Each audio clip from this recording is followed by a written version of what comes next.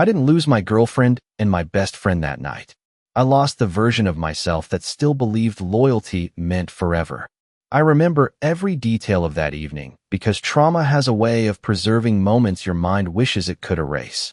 The rain had started around 8 p.m., turning the streets of downtown Seattle into long ribbons of blurred lights and reflections.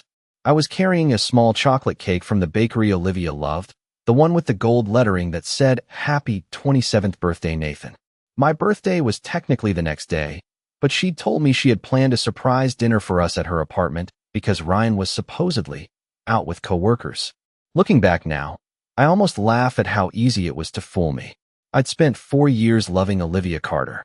For years believing Ryan Mercer was the kind of best friend people only got once in a lifetime. We met freshman year at the University of Washington, survived cheap apartments, bad jobs, and too many nights eating dollar tacos after midnight. Ryan used to tell people I was the brother he chose. Olivia used to trace circles on my arm while we watched old movies and whisper that she couldn't imagine her future without me in it.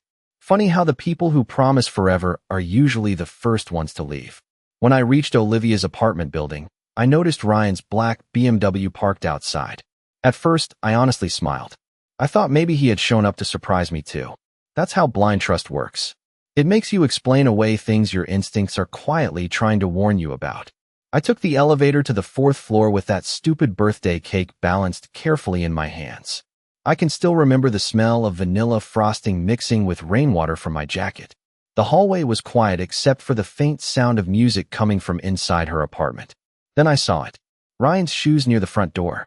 Olivia's laugh somewhere deeper inside the apartment. And something inside me immediately turned cold. Not angry. Not explosive. Just cold. I didn't knock. Olivia had given me a key 2 years earlier, saying, "This is your home too." The second I stepped inside, I knew. There are moments in life where your brain understands the truth before your heart catches up. The air felt heavy. Wrong somehow. The living room lamps were dim, soft jazz playing low through the speakers. 2 wine glasses sat on the coffee table beside a half-finished bottle of Cabernet.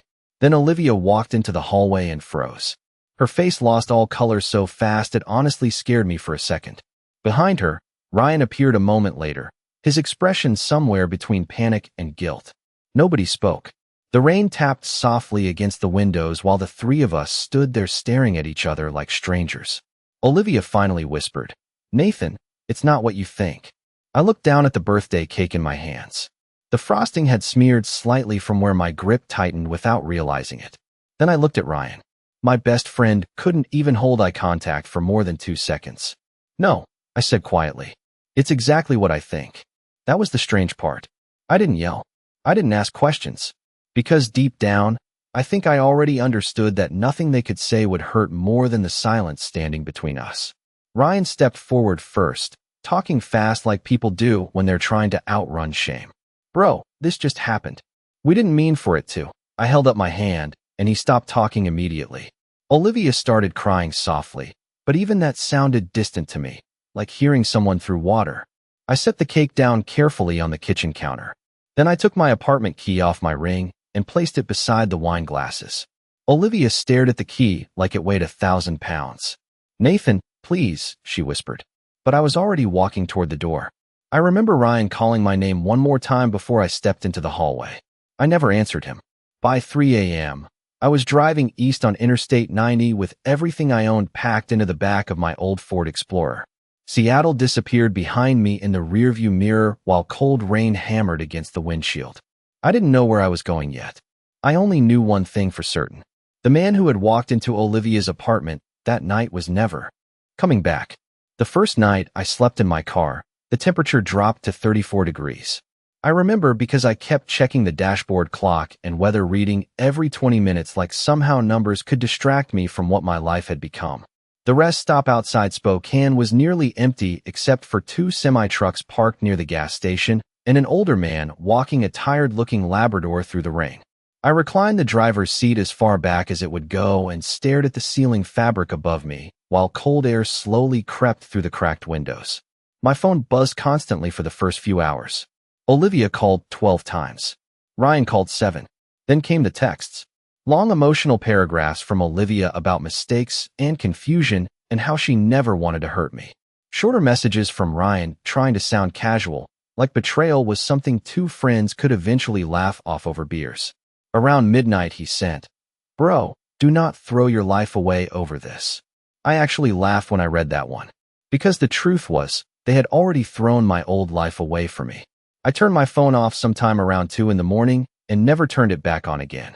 3 days later, I crossed into Colorado with $800 left in my checking account, 2 duffel bags of clothes, and no real plan beyond staying invisible. Denver was bigger than I expected, colder too. I found a cheap weekly motel on the edge of Aurora where the hallway smelled faintly like cigarettes and burnt coffee. The woman at the front desk barely looked at me while handing over the room key. That was the thing about disappearing. Most people helped you do it without even realizing. Nobody asks questions when a tired man pays cash and avoids eye contact. During the first few weeks, I worked whatever jobs I could find. Stocking shelves overnight at a grocery store. Cleaning office buildings downtown after midnight. Delivering furniture on weekends for a moving company that paid under the table. My body constantly hurt back then. Not from the work itself, but from the strange emptiness that followed me everywhere. Every morning, I woke up with the same crushing instinct to check my phone before remembering there was nothing left to check. Sometimes I would catch myself reaching for Olivia beside me in bed before realizing I was alone in a motel room with thin walls and flickering bathroom lights. Those moments were the worst. Not the anger, not even the humiliation, just the habit of loving someone who no longer existed in your life. Winter arrived early that year. Snow covered the sidewalks by November, and Denver mornings felt sharp enough to cut through skin. I bought the cheapest heavy coat I could find at a thrift store for $38 and started spending my lunch breaks inside the public library because it was warm and quiet there. That was where everything slowly began to change. One afternoon, I noticed a man around my age working on coding exercises at the computer beside me. We started talking casually over the next few weeks. His name was Marcus Delgado, and he worked remotely for a cybersecurity company in Boulder. I admitted I knew almost nothing about programming beyond a few college electives. He shrugged and said, "Most people are not too dumb to learn. They are just too comfortable to start." That sentence stayed with me. Maybe because comfort had already been ripped away from me completely. Marcus started showing me free online courses, teaching me basic coding structures during our library conversations. At night, after finishing my shifts at the grocery store, I sat on the edge of that motel bed studying until 2 or 3 in the morning while snow fell quietly outside the window. Python, network security, data systems. The more I learned, the less I thought about Seattle. The less I thought about Olivia and Ryan. Pain slowly became routine. Routine became discipline. And discipline, eventually, became something that looked a lot like purpose. Around that same time, back in Seattle, Ryan and Olivia officially started dating. I only know because 6 months later, while checking an old email account for tax forms, I saw a tagged photo someone had posted publicly. The 3 of them stood together at a rooftop party downtown. Ryan smiling proudly.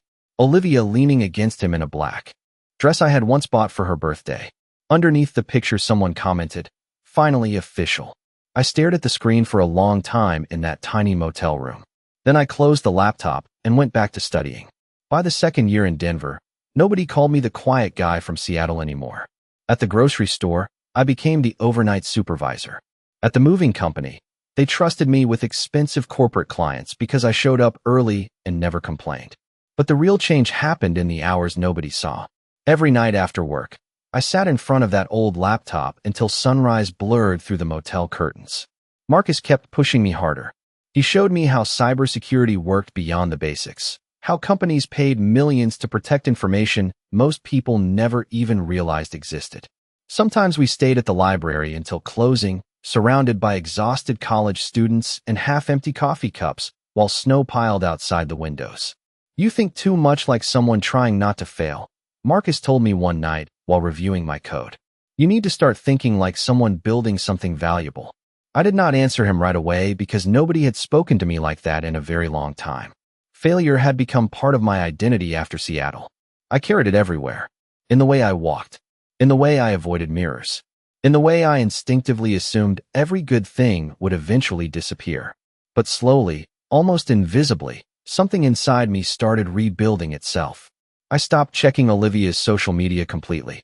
I stopped wondering whether Ryan felt guilty. Some nights their faces still appeared in my dreams, but they no longer ruined my mornings afterward. Pain became background noise instead of the center of my life. Around year 3, Marcus convinced me to apply for a junior remote position at a cybersecurity startup in Boulder. I almost laughed when I saw the job requirements. Most applicants had master's degrees or years of experience. I had a motel room, thrift store clothes, and a laptop with one broken speaker.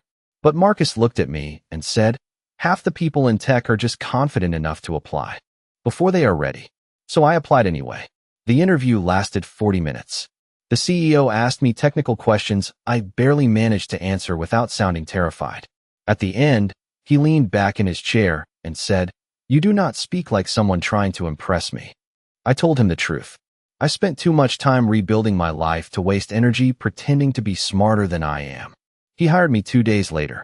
My first paycheck felt unreal. Not because it was huge, but because it represented something bigger than money. For the first time since leaving Seattle, my future no longer looked temporary. I moved out of the motel 6 months later into a tiny one-bedroom apartment overlooking a parking lot and a gas station. The kitchen cabinets were crooked. The heater rattled every morning. But it was mine.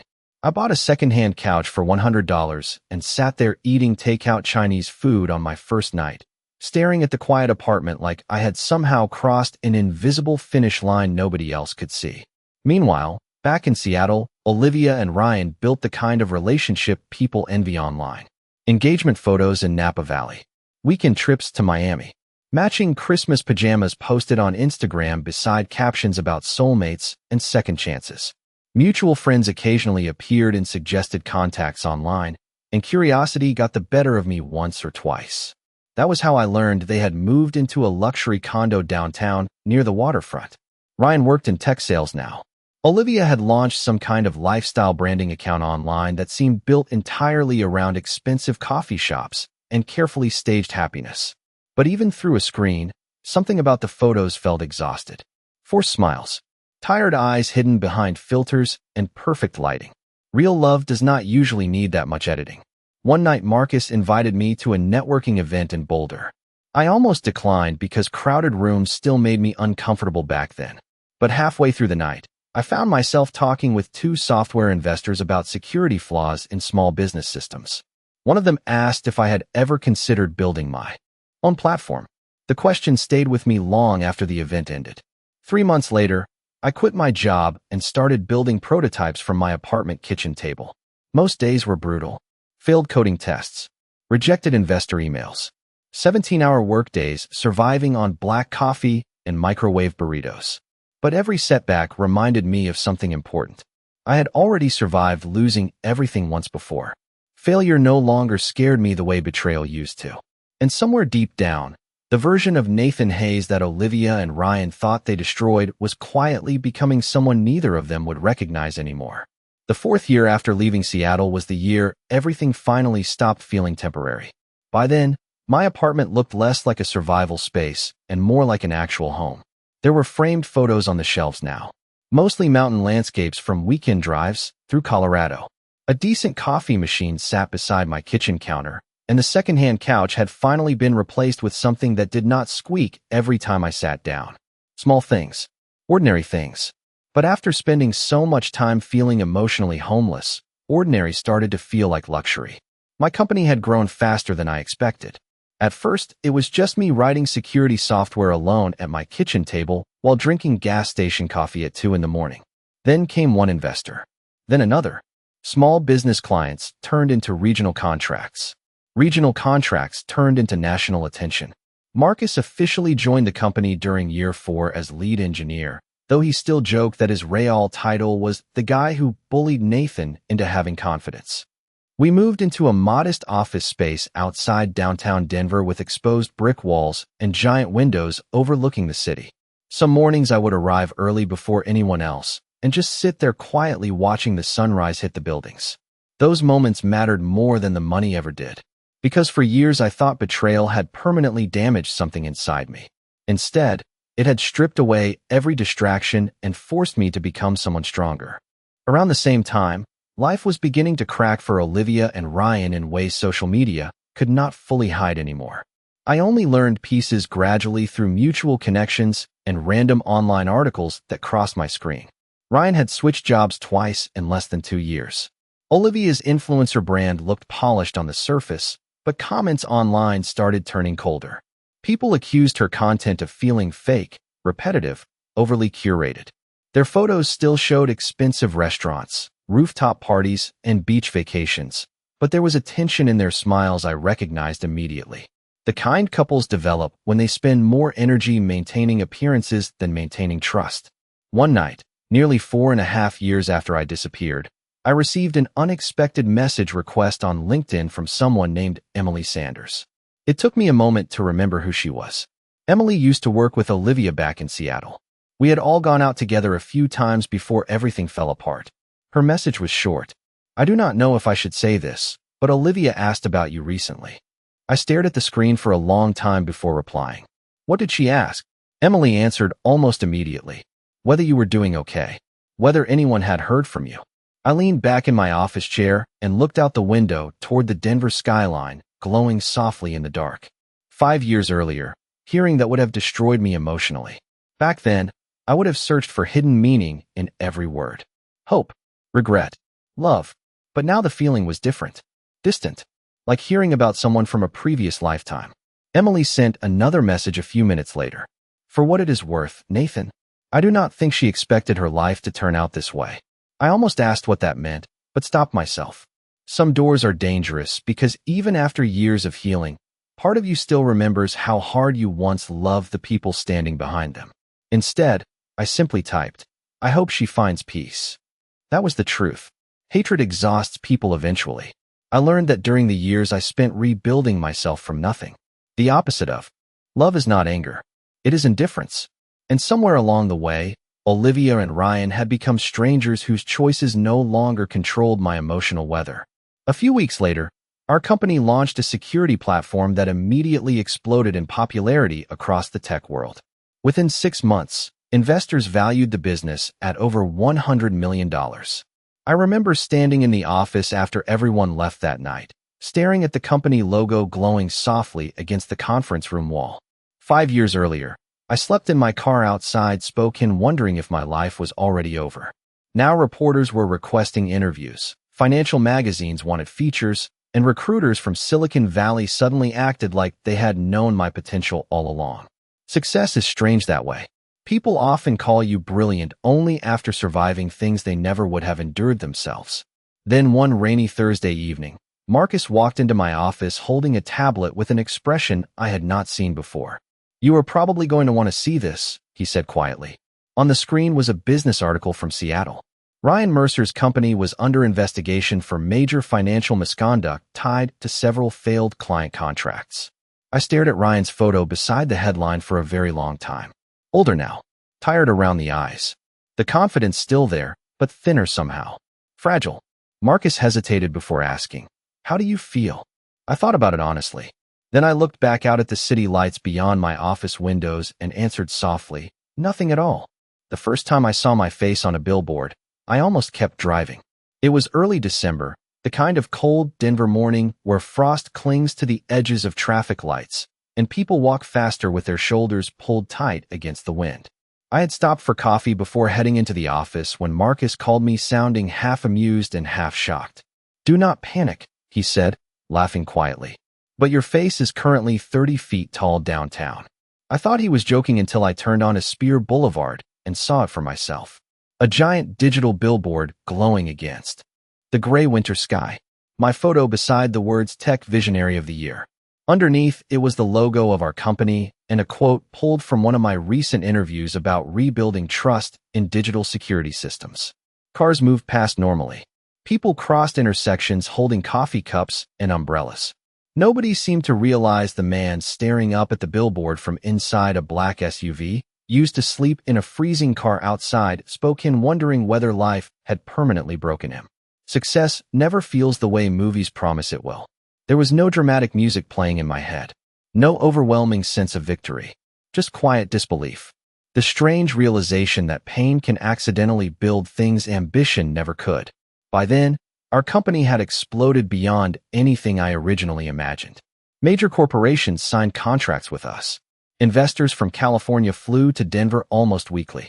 Financial magazines described me as disciplined, brilliant, visionary. I always found those words uncomfortable because they ignored the truth. Most of what people called discipline was really survival. Most of what they called brilliance came from years of having nothing left to lose. A few days after the billboard appeared, Forbes released a feature article about my story. They focused heavily on the self-made entrepreneur angle because people love stories about reinvention. They photographed me standing beside the office windows in a charcoal suit, while downtown Denver blurred softly behind me. The article spread faster than expected. By evening, old classmates from Seattle started sending connection requests online. Former coworkers, distant relatives, people who had not spoken to me in years suddenly remembered I existed. I ignored most of them. Then, late Friday night, a private message appeared from Olivia. Just seeing her name on my screen after nearly 5 years made the room feel strangely quiet. I stared at the message notification for almost 10 minutes before opening it. Nathan, I do not even know if you will read this, but I saw the article today, and I just wanted to say I am happy you are doing well. That was all. No dramatic apology. No emotional explanation. Just 12 simple words from someone who once knew everything about me. I read the message twice before locking my phone and setting it face down on the kitchen counter. Outside my apartment window, snow drifted slowly beneath the city lights while the heater hummed softly in the background. 5 years earlier, that message would have shattered whatever emotional control I had left. I would have searched every sentence for hidden meaning, hope, regret, guilt. But now the feeling was distant, like hearing a familiar song from another person's childhood. The next morning, Marcus walked into my office carrying coffee and grinning. "You are trending on business Twitter," he announced proudly, which sounds embarrassing now that I say it out loud.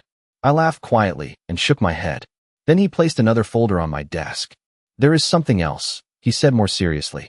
Inside were financial reports connected to the Seattle company Ryan worked for. Their losses were worse than the article suggested. Massive contract failures, lawsuits, internal restructuring. Several investors were already pulling out completely. Marcus leaned against the doorway, watching my expression carefully. "Our board wants to discuss acquiring some of their technology assets," he explained. "Apparently, they still have valuable infrastructure despite the mess." I looked down at Ryan's name printed across the documents. 5 years ago, he stood in Olivia's apartment trying to explain betrayal like it was some temporary misunderstanding between friends. Now his entire career was collapsing quietly across conference tables and legal filings. Life has a strange sense of timing sometimes. Marcus folded his arms and asked carefully, "Are you okay with this?" I closed the folder slowly. Then I looked through the glass office walls at the team we had built together. Engineers laughing near the conference room. Assistants carrying laptops between meetings. A company that existed because one broken version of me refused to stay broken forever. "Schedule the meeting," I said calmly. "Business is business." The acquisition meeting was scheduled for a rainy Tuesday morning in Seattle. I had not returned to the city once in the 5 years since I left, and the closer the date came, the stranger I felt. Not nervous exactly. More like standing outside a house you used to live in after somebody else painted the walls and changed the locks. The flight from Denver landed just after 8 in the morning. Gray clouds hung low over the skyline, and cold rain streaked across the taxi windows as we drove downtown. Seattle looked almost identical to the city I remembered. Same crowded coffee shops. Same damp sidewalks reflecting traffic lights. Same quiet heaviness in the air that always seemed to settle over the streets during winter. But I was not the same man who once walked through those neighborhoods carrying a birthday cake and blind trust. The meeting itself was being held inside a high-rise office overlooking Elliott Bay. Our legal team arrived first. Marcus sat across from me in the conference room flipping through financial reports while attorneys quietly discussed numbers and acquisition structures nearby. "You doing okay?" he asked after noticing how long I had been staring out the windows. I nodded once.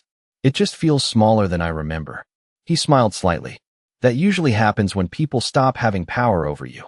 Around 10 minutes before the meeting officially began, one of the attorneys entered the room carrying additional documents. "Their executive team just arrived," she said calmly. I thanked her and loosened my tie slightly, while the city skyline blurred behind the rain-streaked glass. 5 years. 5 years since I heard Ryan's voice in person.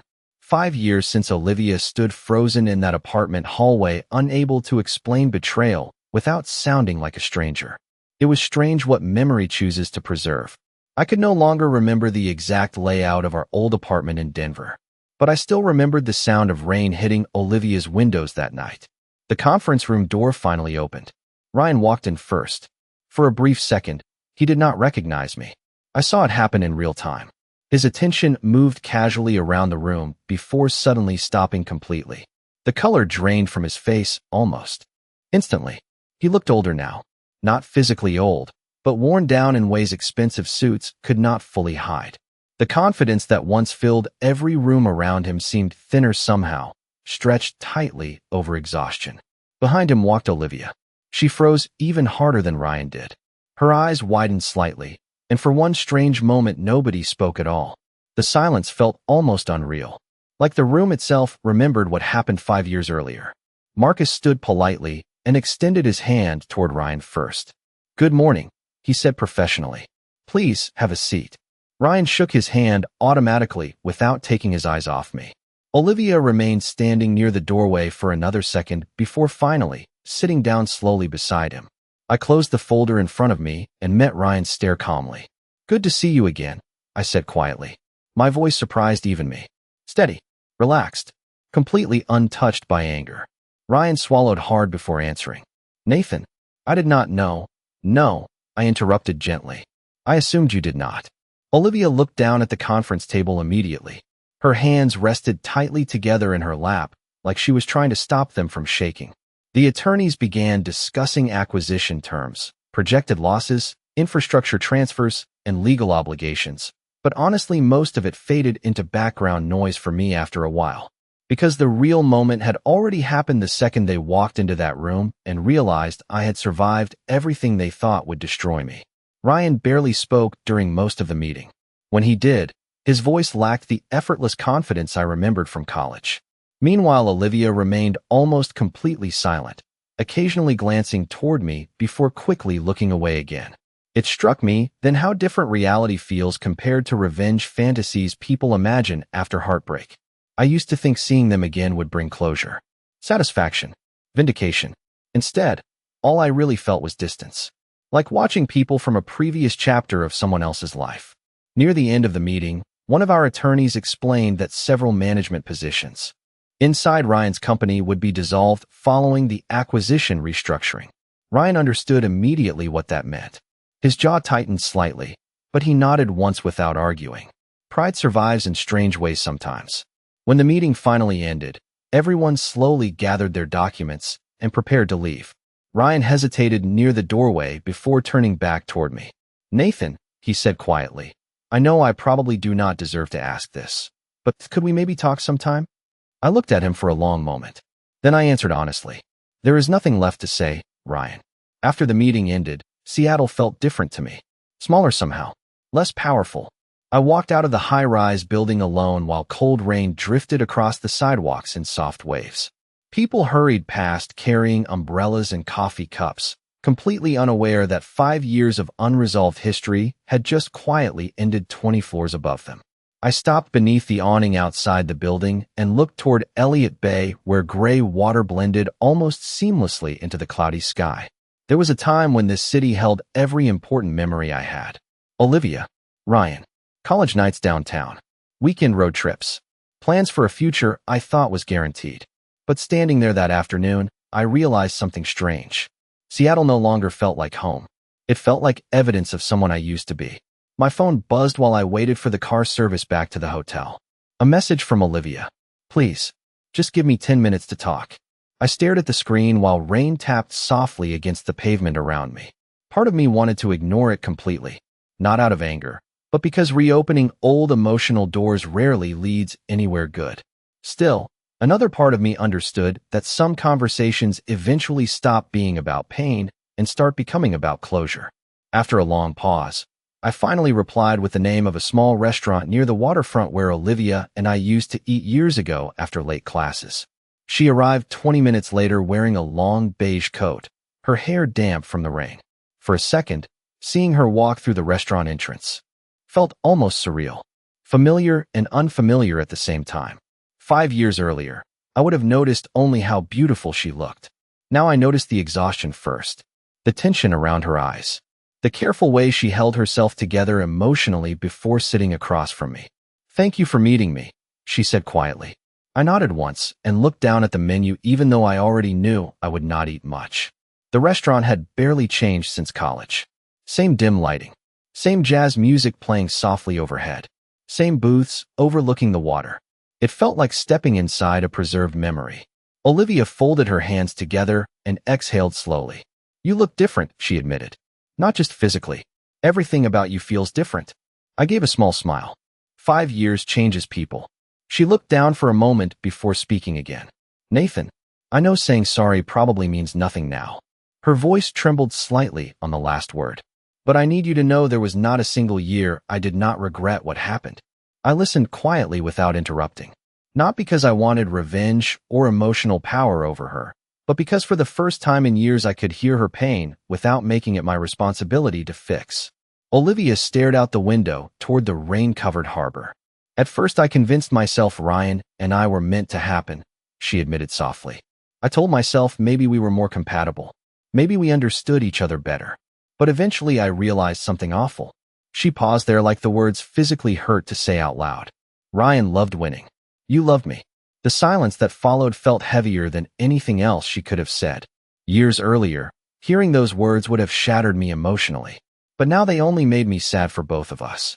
Sad for the younger version of myself, who once believed loyalty alone could protect people from betrayal.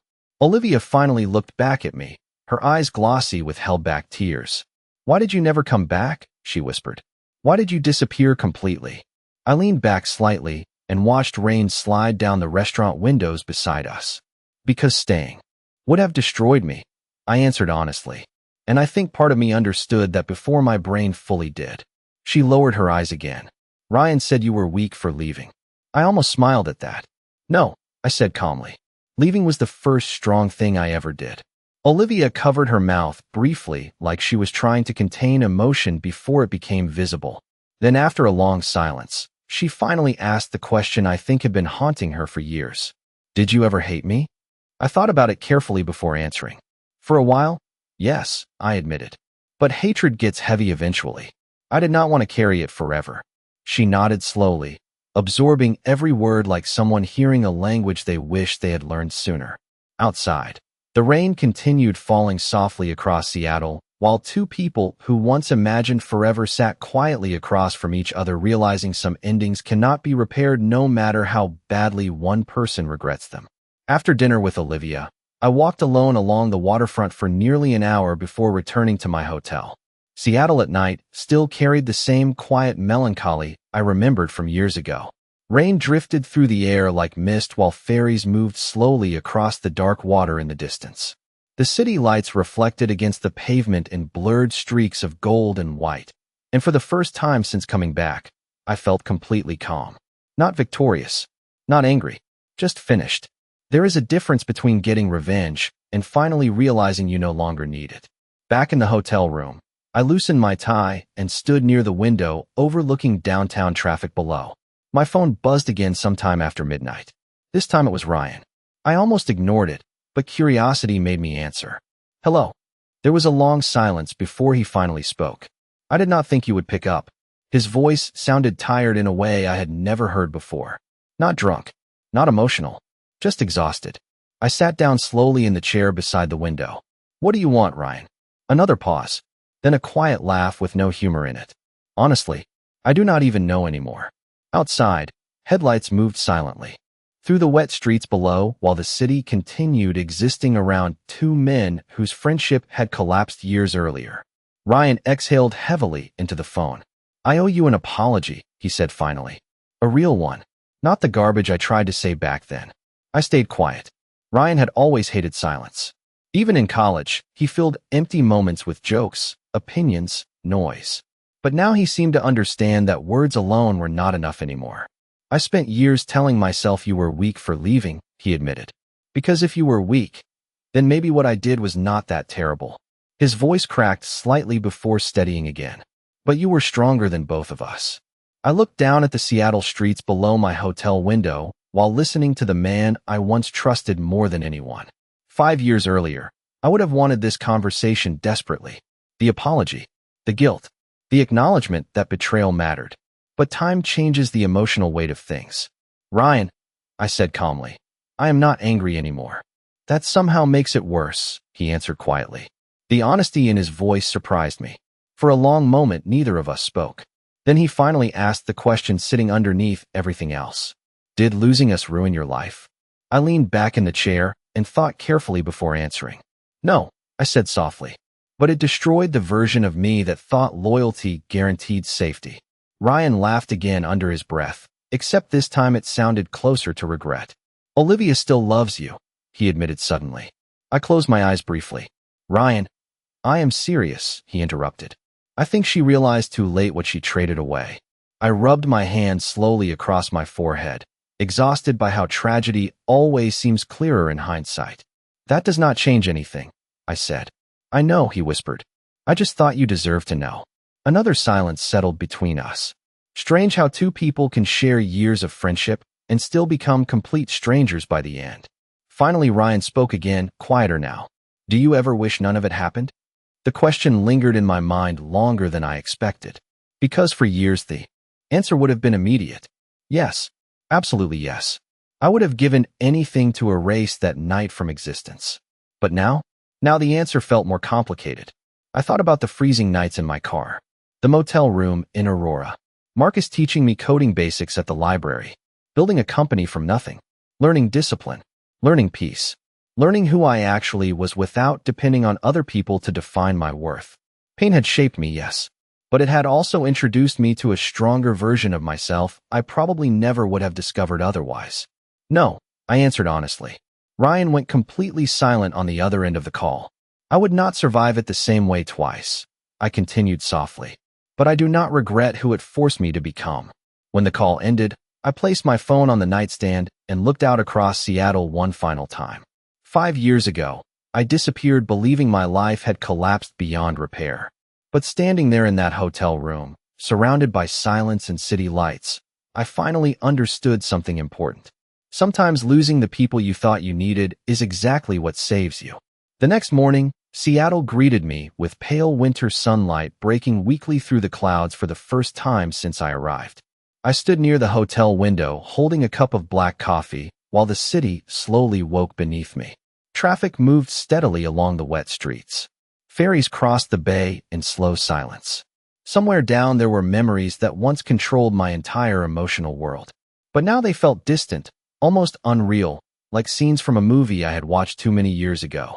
My flight back to Denver was not until late afternoon, so I spent the morning walking through parts of the city I had avoided since returning. The university campus. The old coffee shop where Ryan and I used to study during finals week. The bookstore where Olivia once spent 40 minutes choosing a birthday gift for me because she said books should feel personal. Funny how places survive even when relationships do not. Around noon, I stopped at a small diner overlooking the water and sat near the window with a plate of eggs and toast I barely touched. At some point during the meal, I realized something unexpected. For the first time in years, I was no longer mentally arguing with the past. No imaginary conversations. No replaying betrayal differently. No wondering what I could have done to prevent any of it. Acceptance arrives quietly like that. Not as some dramatic breakthrough, but as the absence of emotional noise that once followed you everywhere. My phone buzzed once more before I left the diner. Another message from Olivia. Thank you for listening last night. I know I do not deserve kindness from you, but I will always be grateful for it. I read the message slowly before locking the screen again. Then after a moment, I typed one final response. I hope you find peace too. Nothing more. No reopening old doors. No promises to stay in touch. Some people belong to your history without belonging in your future. The drive to the airport took longer because of afternoon traffic. Rain started falling again halfway there, soft and steady against the windows. Seattle almost seemed determined to leave me with the same weather that surrounded the night I disappeared 5 years earlier. But this time the feeling inside me was completely different. Back then, I drove away feeling hollow, destroyed, convinced my life had collapsed into something unrecognizable. Now I was leaving with calmness I could not have imagined back then. The strange kind of peace that only comes after surviving the worst version of yourself. At the airport terminal, I sat near the gate watching travelers move past with suitcases and tired expressions while announcements echoed overhead. Across from me sat an older man reading a newspaper beside his wife. Every few minutes, she would touch his arm gently while speaking, and he would smile without looking up from the page. Something about the smallness of that moment stayed with me. Real love always looks quieter than people expect. Less dramatic, less performative, more steady, more safe. My younger self never understood that. When boarding finally began, I stepped onto the plane and settled into a window seat near the back. As Seattle slowly disappeared beneath the clouds. During takeoff, I found myself thinking about the version of me who once stood frozen in Olivia's apartment holding a birthday cake while his entire world collapsed in front of him. I almost wished I could speak to him now, not to erase the pain, not to warn him, but simply to tell him this. Survival will change you, but it does not have to harden you completely. There are some betrayals that feel like endings when they happen. In reality, they are beginnings disguised as loss. By the time the plane landed in Denver, the sun had already started setting behind the mountains.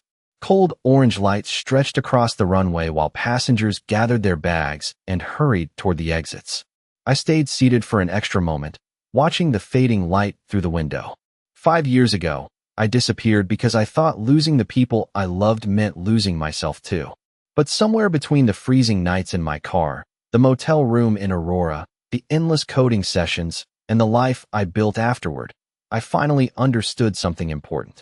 The people who betray you are not the authors of your future. They are only chapters. And sometimes the most painful chapter in your life becomes the reason the rest of your story finally begins.